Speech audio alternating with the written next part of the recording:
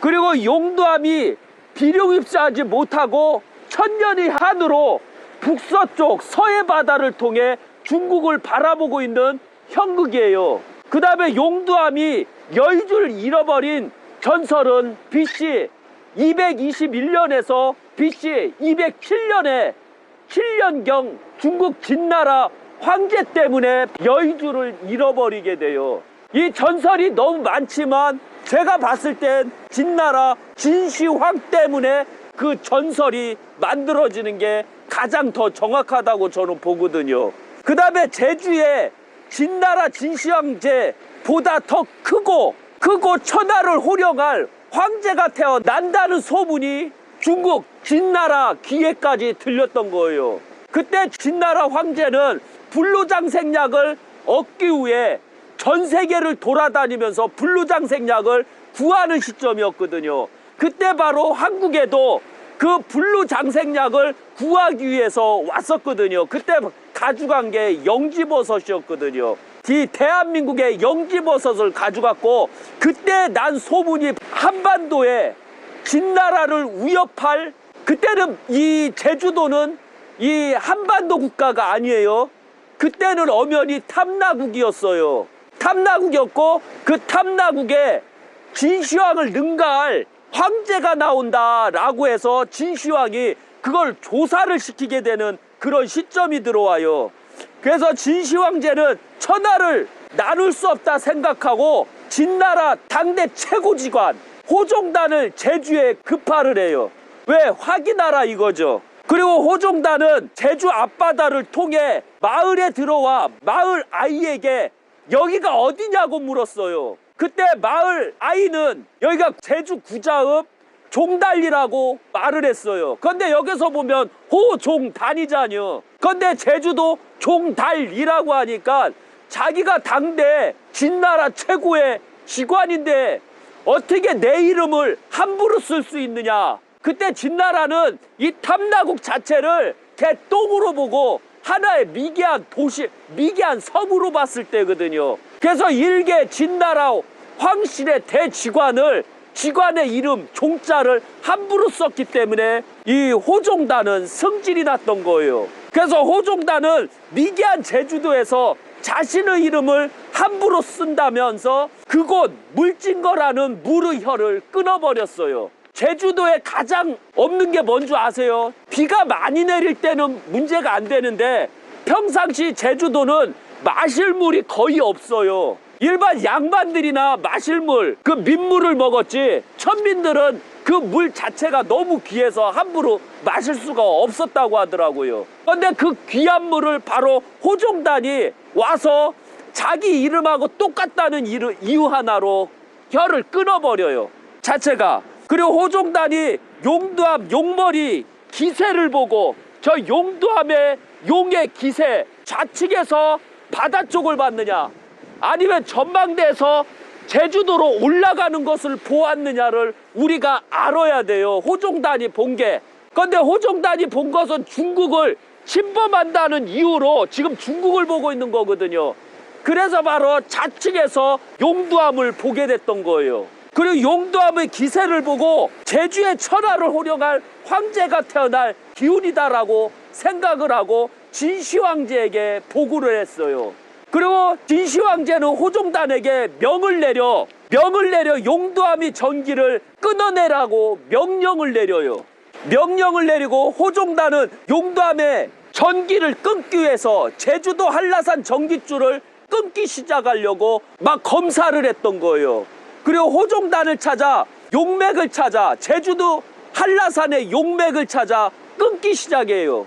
첫 번째 혀를 끄는 것은 자기 이름하고 똑같다는 종달리를 끊었지만 그것은 자기 이름하고 똑같아서 끄는 거예요. 원래 저와 같은 대직관들은 혀를 끄는 능력들이 있어요. 제가 마음만 먹으면 다 끊어버리거든요. 그런데 그건 함부로 하면 안 되는 거예요.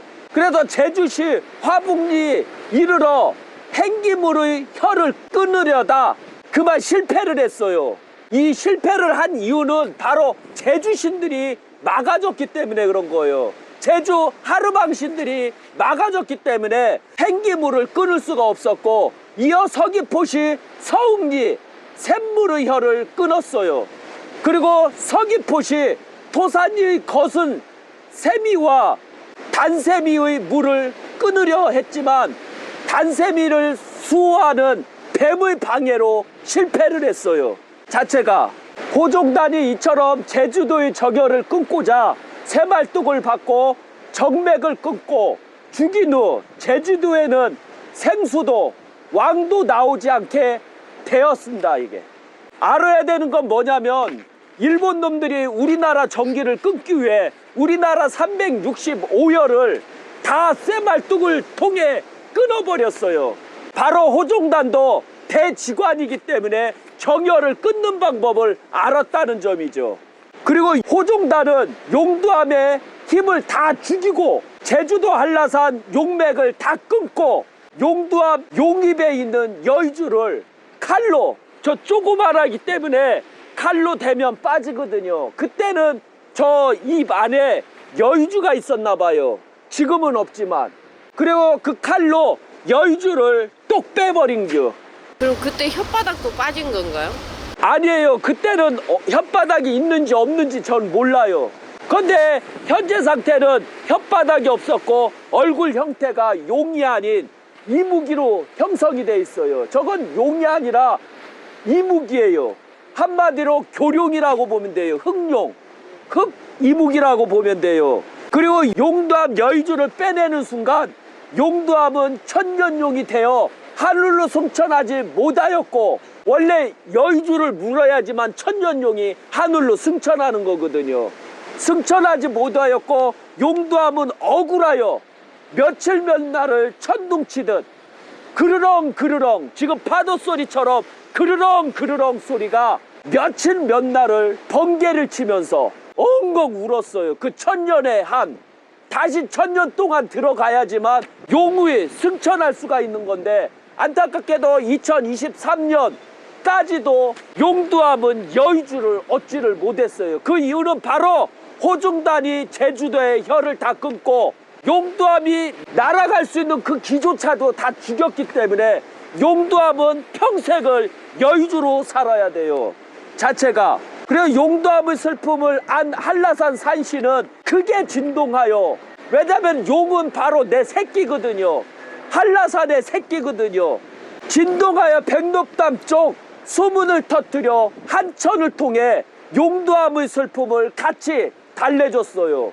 용이 울 때는 항시 하늘에서 구름이 쌓이고 비가 내리고, 비가 내린 다음에 이 범람하게 돼 있거든요. 그만치 비가 많이 내렸기 때문에 한라산의 백록담도 물이 차여 한천을 통해서 범람했다는 뜻이에요. 그걸 바로 산신이 같이 그 서글픔을 내려줬다는 뜻으로 설명해도 되겠죠. 그 다음에 제주도 용두암 눈물과 한라산 산신이 내린 백록담 물 때문에 제주도는 온통 물로 덮였어요. 홍수가 났고 사람이 살 수 없을 정도로 물이 너무 많이 차였었거든요. 용이 올 때는 항시 비가 내리는 법이에요. 그래서 호종단은 용두암의 전기를 다 끊고 이제 자기 할 일을 다 끝마친 거예요. 그래서 호종단은 제주도 용맥을 다 끊고 진나라로 돌아가기 위해 제주특별자치도시 제주도 제주시 한경면 고산리 3615-2 고산리에 있는 차기도 지날 때 한라산 호국신 광양당신이 매가 되어 돛 위에 날아와 앉았어요.